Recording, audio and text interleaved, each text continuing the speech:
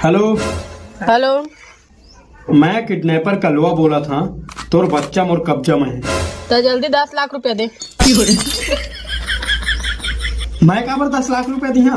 काबर मोर लइका तोर पास है ना। हाँ तो तय हाँ तोर बच्चा ला जब तय लेहे आबे ना तो 10 लाख रुपया मोला देबे और बच्चा लगे लेके जाबे काबर की मोर कब्जा में है। मैं लेके जहाँ तो मैं पैसा दहा। हाँ तय लेके गए तो मोर पैसा दे हस। हाँ तो मैं पैसा काबर दहा? बावला काबर तय मोर लइका लेके गए हस। नहीं यही समझ में नहीं। तय काकर पैसा मांगत हस? लड़का के लइका काकर तो पैसा कौन ला मिली? तो अरे अरे यार मैं ऐसे कहाँ होते देखे कहाँ देखे इसने हो। अरे भाई मैं किडनैपर हाँ, लड़का मोर पास है तय जब लेहे आबे तो तय पैसा देबे और तो लड़का लेके जाबे।